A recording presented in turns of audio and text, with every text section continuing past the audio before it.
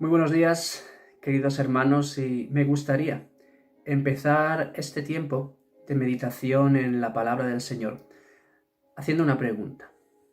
¿Crees que es posible tener una vida que hace lo correcto, que incluso una vida que cumple con valores cristianos y no seguir al Señor y no servir al Señor? Vamos con la ayuda del Señor a intentar contestar a esta pregunta y también contestar el por qué, sí o por qué no, con lo que vayamos a ver en esta mañana. Me gustaría que me acompañarais al capítulo 18 del Evangelio de Lucas. Capítulo 18 y vamos a ver los versículos del 18 al 30. Es una historia muy conocida, es una historia que seguro que cuando vayáis a ella y os lleguéis a esa página y veáis de qué habla, y digáis, bueno, yo ya la sé, yo puedo contarla, esta historia. Pero es verdad que muchas veces, y cada vez más me doy cuenta de que sabemos muchas historias de la palabra de Dios, incluso muchas de memoria, pero a veces perdemos lo que es la enseñanza principal, o porque pensamos que habla de un cierto tema, pensamos que eso ya no es para mí. Y lo que tenemos que entender es que todo lo que hay en la palabra de Dios es para mí. Es algo que yo tengo que meditar, que tengo que ver, que tengo que orar para saber qué es lo que Dios tiene que decirme a mí. Entonces, en esta actitud y en este espíritu es en el que nos vamos a enfrentar a lo que está diciendo aquí el Señor en esta historia. Es la historia del joven rico y vamos a leerla para tener la historia bien en mente antes de ir desmenuzándola un poco para ver qué tiene que decirnos a nosotros en este día. Dice la Escritura: un hombre principal le preguntó diciendo: Maestro bueno, ¿qué haré para heredar la vida eterna? Jesús le dijo: ¿por qué me llamas bueno? Ninguno hay bueno, sino solo Dios. Los mandamientos sabes: no adulterarás, no matarás, no hurtarás, no dirás falso testimonio, honra a tu padre y a tu madre. Él le dijo: todo esto lo he guardado desde mi juventud. Jesús, oyendo esto, le dijo: aún te falta una cosa. Vende todo lo que tienes y dalo a los pobres, y tendrás tesoro en el cielo. Y ven y sígueme. Entonces él, oyendo esto, se puso muy triste porque era muy rico. Al ver Jesús que se había entristecido mucho, dijo: cuán difícilmente entrarán en el reino de Dios los que tienen riquezas. Porque es más fácil pasar un camello por el ojo de una aguja que entrar un rico en el reino de Dios. Y los que oyeron esto dijeron: ¿quién pues podrá ser salvo? Él les dijo: lo que es imposible para los hombres es posible para Dios. Entonces Pedro dijo: he aquí, nosotros hemos dejado nuestras posesiones y te hemos seguido. Y él les dijo: de cierto os digo, que no hay nadie que haya dejado casa o padres o hermanos o mujer o hijos por el reino de Dios, que no haya de recibir mucho más en este tiempo y en el siglo venidero la vida eterna. Una historia muy conocida. Pero vamos a ver qué nos está diciendo Jesús a través de esta historia. ¿Qué nos dice el Señor para cada uno de nosotros? Empieza diciendo que un hombre, este joven rico, un hombre principal, se acerca a Jesús y le llama: Maestro bueno, ¿qué haré para heredar la vida eterna? Y fijaros la forma que tiene este joven de acercarse. Es una forma en la que, por un lado, reconoce que Jesús es un maestro, le llama bueno, reconoce que es alguien que tiene una buena enseñanza, que tiene una buena doctrina.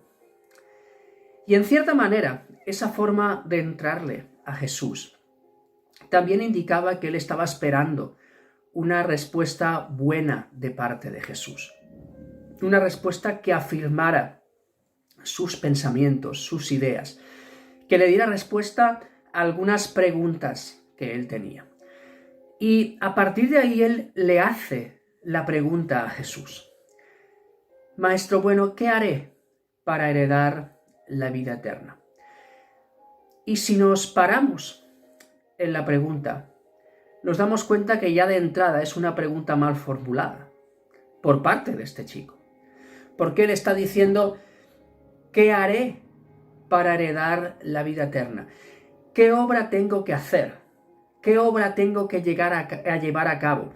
¿Qué cosas tengo que cumplir para heredar la vida eterna? En cierta manera, para ganarme la vida eterna. El problema de esta pregunta está en las dos primeras palabras. ¿Qué haré? ¿Qué tengo que hacer yo? Y esto es un mensaje muy envuelto en cualquier tipo de religión. ¿Qué tengo que hacer? Pero muchas veces, muchos de nosotros, siendo cristianos, siendo hijos de Dios, conociendo a Dios, vivimos de una forma en la que mostramos que parece que nos tenemos que ganar algo, que basamos nuestra vida en nuestros hechos, en lo que hacemos. Y al final, para eso, para ganarte la vida eterna, para estar con el Señor, para la salvación, no tienes que hacer nada, porque Dios lo hizo todo. Hay un texto muy conocido en el capítulo 2 del libro de la carta que Pablo escribe a los Efesios, los versículos 8 y 9. Dice, porque por gracia sois salvos por medio de la fe, y esto no de vosotros, pues es don de Dios, no por obras, para que nadie se gloríe. Somos salvos por gracia. Eso es el don de Dios.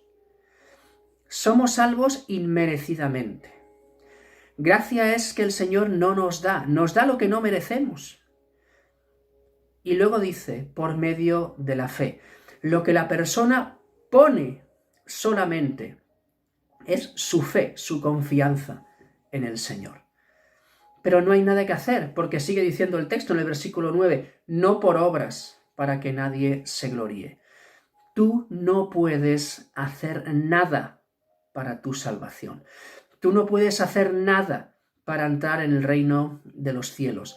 Solamente hay que depositar la fe en el sacrificio de Jesús.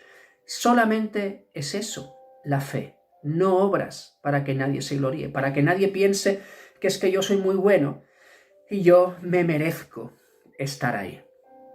Entonces esa idea ya estaba mal enfocada. Pero Jesús le enfoca hacia la persona de Dios. Es curioso que se ha acercado a Jesús y le ha llamado maestro bueno, y Jesús, antes de contestarle, antes de decirle nada, le dice, ¿por qué me llamas bueno? Ninguno hay bueno sino solo Dios. ¿Por qué dice esto? ¿Y por qué Jesús, si es Dios, rehúye eso y parece que lo enfoca en el Padre solamente y no en Él? Que Él era el Padre personificado, es la imagen visible del Dios invisible, aquel que nos ha dado a conocer a Dios, aquel Dios encarnado. ¿Por qué rehúye eso? Pues la respuesta es porque este hombre, este joven, se acercó a Jesús como un hombre. Se acercó a Jesús como un buen maestro, simplemente, y que le esperaba una respuesta que le indicara qué es lo que tenía que hacer, simplemente. No se acercó a Jesús como el Hijo de Dios. No se acercó a Jesús como el Cristo. No se acercó a Jesús como el Mesías. No se acercó a Jesús como el Verbo de Dios. No se acercó a Jesús como el Hijo de Dios, como Dios mismo. Y Jesús le decía, ¿por qué si tú me ves a mí como un hombre me llamas bueno? Si solamente hay uno bueno, y ese es Dios. Pero en eso estaba diciendo que Él también era bueno porque Él es Dios. Yo y el Padre uno somos, repitió muchas veces, y por estas palabras muchos quisieron acabar con su vida y apedrearle, porque decía que se hacía igual a Dios. Pero es que Jesús es Dios.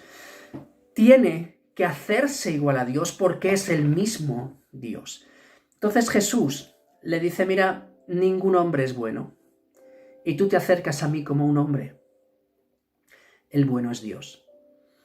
Y en cierta manera, él estaba diciendo que si él era bueno, no era porque fuera un buen maestro, es porque era Dios mismo. Pero Jesús le enfoca y le cita de los 10 mandamientos que vemos en Éxodo 20. Le cita 5 de los 6 que tienen que ver con la relación con el prójimo. Sabemos que de los 10 mandamientos, los 4 primeros tienen que ver con nuestra relación con Dios, los 6 siguientes tienen que ver con nuestra relación con el prójimo. Y Jesús le dice los mandamientos, ¿sabes? Por supuesto, un judío conocía la ley, y más alguien que pretendía ir y heredar la vida eterna, tenía que conocer la ley de Dios. Los mandamientos, ¿sabes? No adulterarás, no matarás, no hurtarás, no dirás falso testimonio, honra a tu padre y a tu madre. Solamente le faltaba uno. Era el no codiciarás, que es el último de todos. Pero dice, esto lo sabes, esto lo conoces. Sabes de qué estoy hablando. Esto es lo que dice la ley de Dios. Pero fijaros que en ningún momento este joven le contesta como que cree. Él le contesta, todo esto lo he guardado desde mi juventud. Otra vez, se basa en lo que hace. Señor, yo he cumplido con todo esto desde mi juventud. Y basa otra vez más su vida en el hacer, en lo que hace. Y muchos de nosotros, muchas veces, incluso ya conociendo al Señor, nos basamos en todo lo que hacemos y en todo lo que cumplimos. Muchas veces decimos, no, pero yo me acerco a Dios, pero yo oro, pero yo leo, pero yo cumplo, pero yo. Y al final parece que Dios nos tiene que bendecir por lo que yo hago. Y hemos visto que este joven ya empezó con una pregunta errada, pero continuó basándose a la respuesta de Jesús, a lo que le dice Jesús sobre que conoce la ley, que conoce los mandamientos. Él le contesta, Señor, todo esto lo hago, todo esto lo cumplo. Pero para Jesús eso no servía para nada.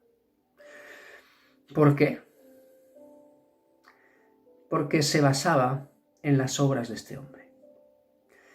Señor, yo lo cumplo. Señor, yo lo hago. Entonces Jesús dice que, oyéndole, me encanta la persona de Jesús, porque Él nunca tiene prisa, sino que deja constantemente que nuestra boca y nuestros actos muestren qué es lo que hay en nuestro corazón, nos descubran. Jesús no va a decirle la verdad antes de que él conteste. Deja que esta persona, incluso deja que nosotros nos pongamos en evidencia. Y aquí este chico se había puesto en evidencia, yo lo cumplo todo desde mi juventud. Es verdad que si conociéramos más de la historia y conociéramos a este hombre desde su juventud, podríamos decir si lo cumple todo o no lo cumple todo, porque no hay nadie en la vida que haya cumplido absolutamente con toda la ley, sin fallar en ningún solo punto, porque somos pecadores, porque fallamos. Pero Jesús, oyendo esto, oyendo su afirmación, le dijo, aún te falta una cosa. Fijaros que este chico podría decir, bueno, lo he cumplido todo, me falta una, bueno, con esta yo ya podré entrar y heredar la vida eterna. Y Jesús le dice, mira, vende todo lo que tienes y dalo a los pobres, y tendrás tesoro en el cielo, y ven y sígueme. Es muy interesante en este versículo ver el orden que marca Jesús, porque aquí, cuando decimos que el orden de los factores no altera el producto, aquí sí altera el producto. Es un orden que se tiene que seguir. Y Jesús ve a este hombre y no le desprecia, pero ve dónde realmente este hombre tiene su tesoro. Dice la Escritura que ahí donde esté nuestro corazón está nuestro tesoro. Y el verdadero tesoro de este hombre no estaba en Dios, estaba en lo que él tenía, en lo que poseía y en lo que hacía. Y Jesús, con una sola cosa, le confronta con todo eso. Por eso muchas veces y los que me conocéis sabéis que me refiero a eso muchas veces, me encanta la forma de trabajar de Jesús. Él utiliza preguntas, peticiones, pero cosas que hacen que la verdad salga a la luz y que tú tengas que comprometerte, que tú tengas que dar una respuesta a eso, que tú tengas que realmente tomar una decisión. Y aquí veía un hombre rico a nivel de riquezas, pero que también se consideraba rico en su forma de actuar. Y Jesús lo confronta con su realidad. Y en esa frase que él le dice engloba ciertas cosas. ¿Estás dispuesto a dejar lo que para ti es tu seguridad? Tú te acercas porque tienes muchas cosas. Tú, en definitiva, estaría pensando, Jesús, no sabes lo que significa realmente seguirme.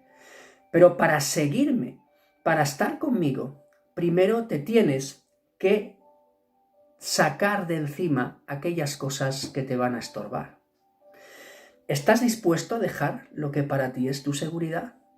¿Estás dispuesto a entregar aquello que crees que te sostiene? Aún te falta una cosa. Vende todo lo que tienes y dalo a los pobres. No solamente dice vende lo que tienes, sino entrégalo a los demás. Entrégalo a aquellos que no están en tu misma condición. Entrégalo a aquellos que verdaderamente necesitan de tu ayuda. Entrégalo. ¿Estás dispuesto a entregar todo lo que tienes para servir a otros? Esto es lo que simbolizaba la persona de Jesús. Esto es lo que hablaba su vida.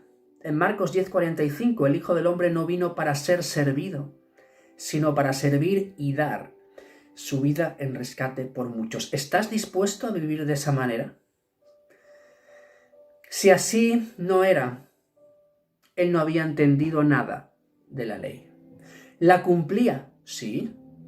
Él decía que había cumplido con todo: no adulterar, no matar, no hurtar, no mentir o falso testimonio, honrar a su padre y a su madre.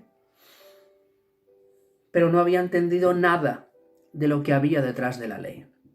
No había entendido lo que refleja ese gran mandamiento que engloba todo lo que la ley dice. Dice que la ley, nos dice el Señor en Mateo 22, que se engloba en 2 mandamientos. Esos 10 se puede decir que se engloban solamente en 2.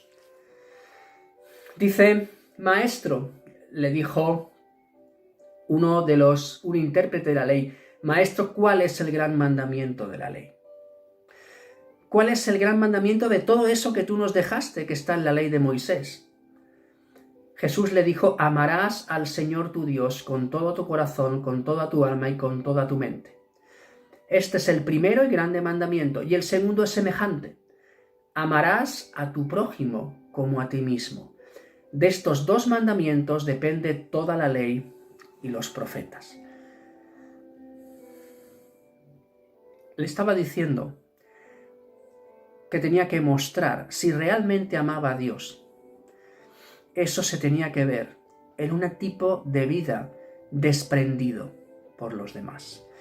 Un tipo de vida que sabe que todo lo que tiene y todo lo que recibe viene de Dios, que sabe que el sustento de Dios basta.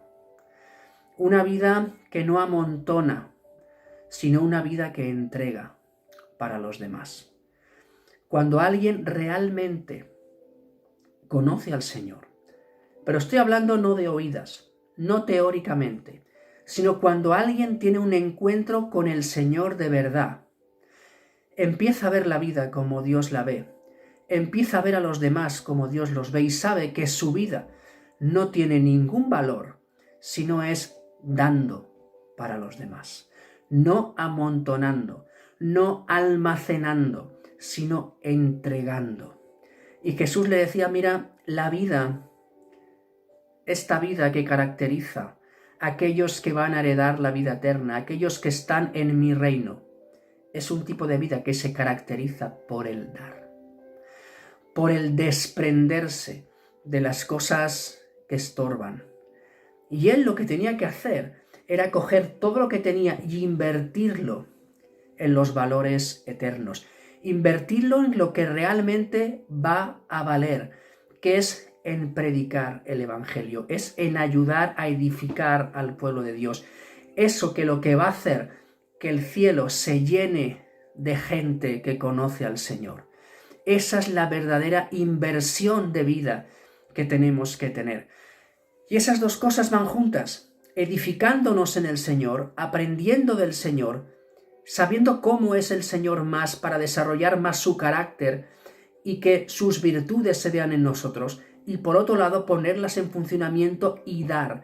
Pero si no somos capaces de desprendernos de nosotros mismos, de desprendernos de aquello en lo que confiamos, que lo ponemos por encima de Dios, no podemos seguir ni servir al Señor. Y por supuesto, nadie que no esté dispuesto a eso, a reconocer lo que hay en su vida, puede ir al Señor y recibirle como su Señor y como su Salvador. Porque para eso, cuando nos entregamos al Señor, reconocemos nuestra condición, reconocemos que estamos vacíos, que no tenemos nada valioso, que no tenemos nada que nos pueda ayudar a salvarnos, que no tenemos nada que pueda llenar por completo nuestra vida. Y nos entregamos, decimos, Señor, aquí estoy, perdóname, Señor, reconozco que moriste por mí en la cruz, te entrego mi vida, te entrego todo lo que soy, todo lo que tengo, lo pongo en tus manos para que tú cumplas tu voluntad en mi vida. Porque primero conocemos a Jesús como nuestro Salvador, después lo reconocemos como nuestro Señor. Entonces, ahí, este es un principio que no solamente vale para aquellos que se van a acercar al Señor para salvación, también nos habla a nosotros. Si no somos capaces de desprendernos de nuestra riqueza, porque me gustaría preguntarte, ¿cuáles son tus riquezas? Quizás el dinero, quizás una buena educación, quizás una buena casa, un buen coche, quizás poder vivir una vida sin problemas, pero que al final tú persigues aquello que valoras, aquello que para ti es importante. Y sabes, cuando Jesús está hablando de venderlo, entregarlo, darlo a los pobres, está hablando que un hombre del reino de Dios, un siervo de Dios, se caracteriza no por el valor de su riqueza, sino por la riqueza de sus valores. Y es una vida que entrega. Cuando entramos al servicio del Señor, tenemos que entrar en una vida completamente dependiente de Él. Y este hombre no quería soltar. Fijaros que era un hombre que sabía la Escritura, conocía bien la teoría, pero muchas veces nuestras vidas dicen lo contrario. Era una persona religiosa, pero no estaba dispuesta a comprometerse. Pero muchas veces nosotros, aún conociendo al Señor, nos volvemos religiosos. ¿Sabes por qué? Porque deja de haber vida en nuestra relación con el Señor. Porque empieza a ser todo monótono. Porque empezamos a no experimentar que las misericordias de Dios son nuevas cada mañana. Porque no experimentamos que el Señor tiene su maná, su alimento diario para cada uno de nosotros. ¿Para qué? Porque los afanes de este mundo nos ahogan y no nos permiten. Todo se pone por delante del Señor. Y no estamos dispuestos a entregar nada, ni un momento de ocio, ni un momento de cualquier cosa que podamos apartar en nuestra vida para pasar tiempo con el Señor. Y ahí es cuando no hay una vida, cuando no hay algo constante en nuestra vida, algo que se mueve en referencia al Señor, nos volvemos personas religiosas. Y como Jesús nos podría decir, los mandamientos sabes lo que yo digo. Y diríamos, sí lo sé. Pero en Lucas 6, versículo 46, dice, ¿por qué me llamáis Señor, Señor, y no hacéis lo que yo os digo? ¿Cuántos decimos Señor, Señor, Señor? Pero en definitiva, no le estamos obedeciendo. Eso ocurre en muchos de nosotros y además en el último libro del Antiguo Testamento, en Malaquías, que es un libro que yo os animo a leer. Es un libro de muchas preguntas al Señor y de respuestas de parte de Él muy serias. Pero el pueblo se estaba olvidando del Señor. El pueblo sí era el pueblo de Dios, pero no estaba cumpliendo con lo que Dios decía. Y el Señor reprende a los sacerdotes primeramente, a aquellos que tenían que guiar al pueblo. Y en el capítulo 1, los versículos del 6 al 9 dice, el hijo honra al padre y el siervo a su señor.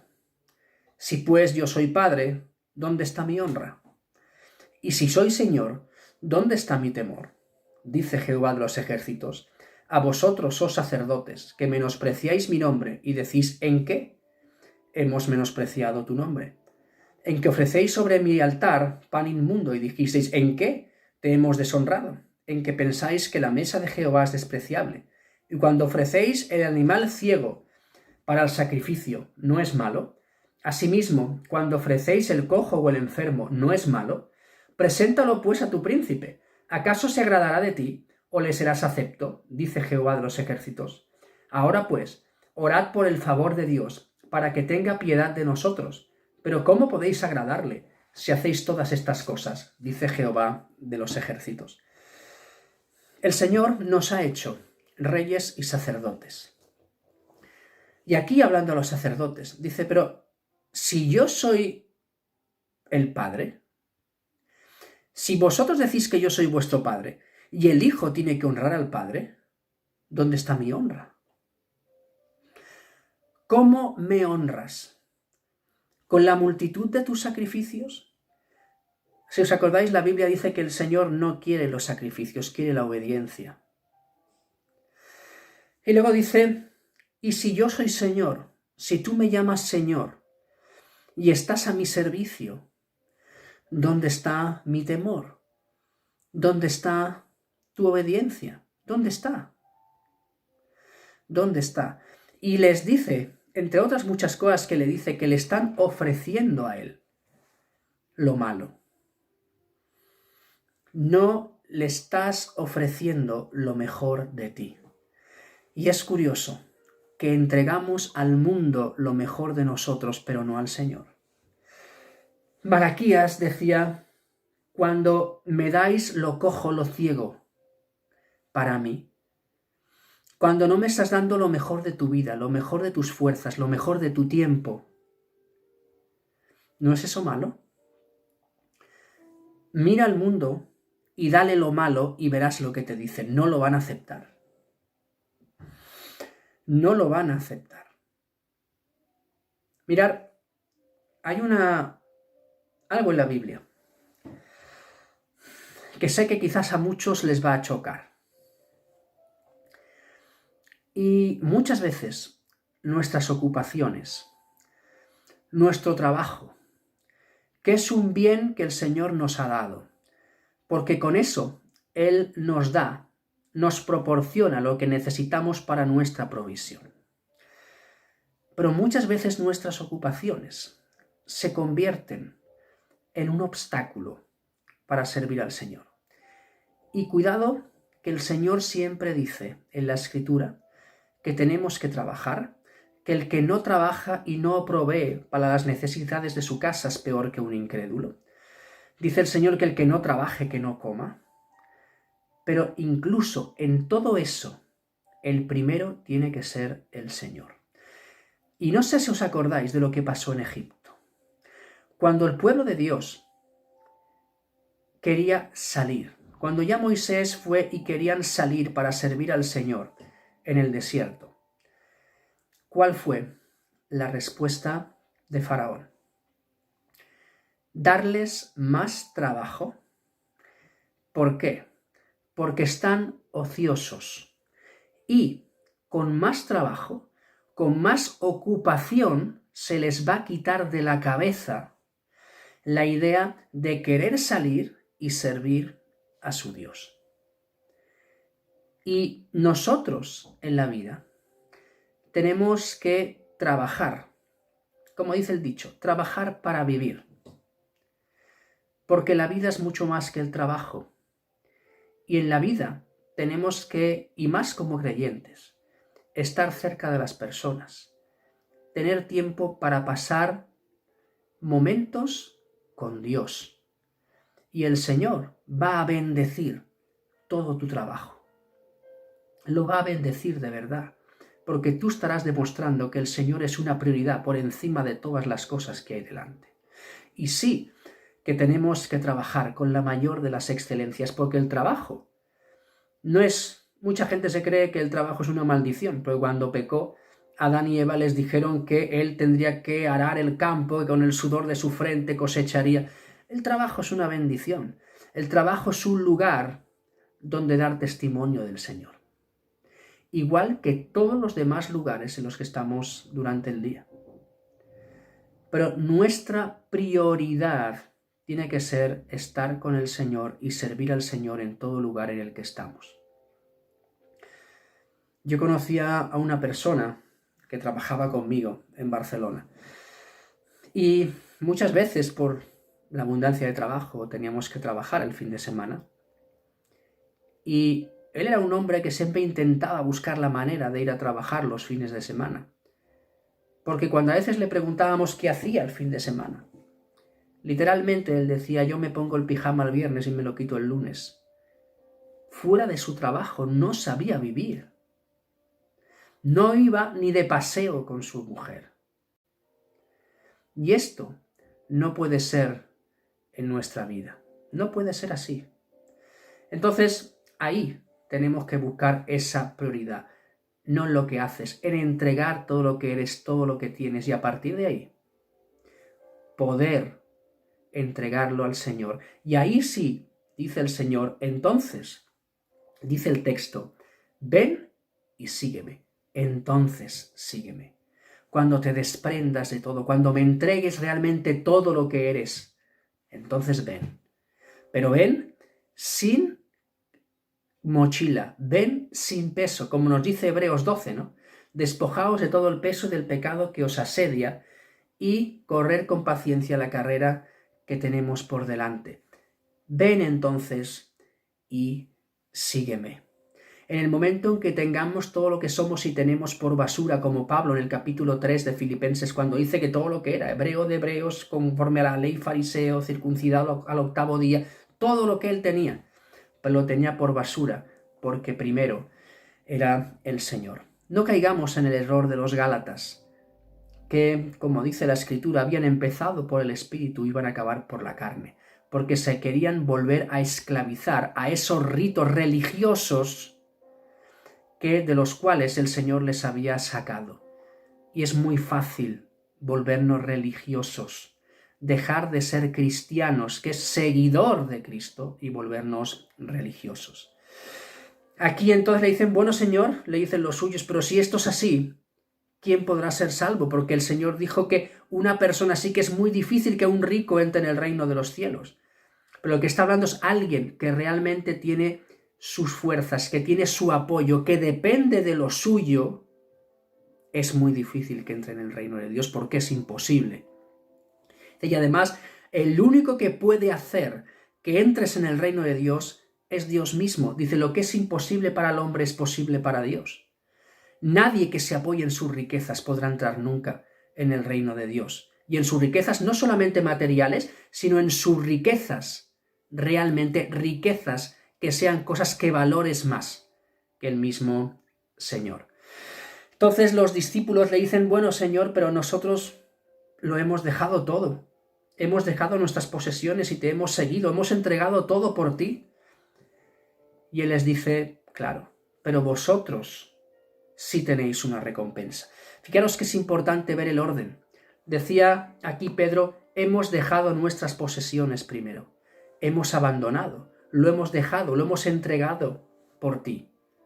Y luego dice, y te hemos seguido. Eso es lo que le dijo Jesús al joven rico. Vende lo que tienes, dalo a los pobres, ven y sígueme. Esa era la idea. Primero tienes que entregar, primero te tienes que soltar, primero tienes que despojarte, entregarlo todo, reconocer quién es el Señor, sentirte vacío delante de Él y entonces ir y seguirle. Pero esto sirve para nuestra vida de servicio diario al Señor. Tenemos que entregar todo lo que somos, todo lo que tenemos cada día, ir y seguirle. Y dice el Señor, de cierto os digo que no hay nadie que hayan dejado casa o padres o hermanos o mujer o hijos por el reino de Dios que no haya de recibir mucho más en este tiempo y en el siglo venidero la vida eterna. Nadie que haya entregado nada por el Señor se quedará sin recompensa. Pero no penséis que la recompensa solo es la vida eterna. Esa es la recompensa final. Aquí, en este mundo, en esta tierra, en tu vida aquí, el Señor te va a guiar, el Señor te va a bendecir y te va a dar todas aquellas cosas que tú necesitas. En el poner la mira en las cosas de arriba, en el buscar primeramente el reino de Dios y su justicia, y lo demás vendrá por añadidura, y el Señor te dará más de lo que puedas llegar a pensar. El Señor te va a bendecir de maneras que no imaginabas, solamente porque tú entregaste todo, fuiste a Él y le seguiste. Entonces, en esta mañana me gustaría animarte a despojarte de aquello en lo que te apoyas, a desprenderte de aquello que para ti es una seguridad en tu vida, a ponerlo en manos del Señor, a quitar todo aquello que para ti es una riqueza mayor que el Señor, a entregarlo, dejar las mochilas, dejar las ataduras con un solo objetivo, seguir y servir al Señor. Nos preguntábamos, ¿se puede hacer lo correcto y saber las cosas cómo hacerlas y no seguir y servir al Señor? Por supuesto. Porque para seguir y servir al Señor tiene que haber una entrega, tiene que haber un compromiso, tiene que haber un despojarse, tiene que haber un mirar solamente al Señor y entregar completamente la vida para depender de Él y ponerlo todo a su servicio. Esta es la forma que el Señor quiere, y que tú entregues todo y que seas una luz allí donde estés, en tu casa, en tu trabajo, en la escuela, con los vecinos. Somos cartas abiertas y se nos tiene que ver. Se nos tiene que ver y nuestra vida se tiene que caracterizar por una vida que da, no una vida religiosa que se cree que tiene que hacer, sino una vida que se entrega, una vida que se da por amor a Dios y que ese amor se refleja en los demás. Que no seamos como este joven rico que se fue triste. En su mano estaba el volverse contento, pero se fue triste porque el Señor pidió algo de él, una entrega que no estaba dispuesto a dar. Y muchas veces nosotros nos perdemos muchas bendiciones porque no estamos dispuestos a entregar muchas cosas de nuestra vida al Señor. Y al final esas cosas nos estorban. Que puedas ser una persona que se goza en el Señor, que se llena, que disfruta del servicio al Señor, a los demás, que le sigue, que lo pone por delante y que le sirve. Pero que no haya nada en tu vida que te quite ese gozo y que te haga volver triste, porque ves que no quieres comprometer ni entregar esas cosas al Señor.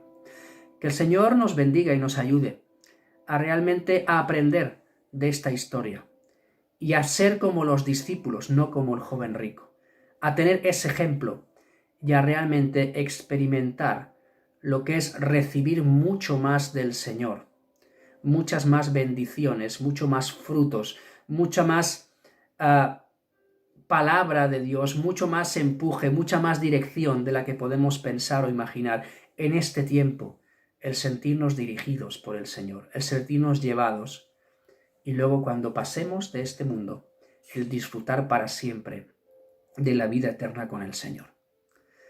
Que el Señor nos bendiga y que en este día podamos decirle al Señor, toma, esto es toda mi riqueza, pero ahora quiero que mi riqueza seas tú, porque tus riquezas nunca en la vida van a ser comparables a la riqueza que tenemos en el Señor. Que el Señor nos bendiga.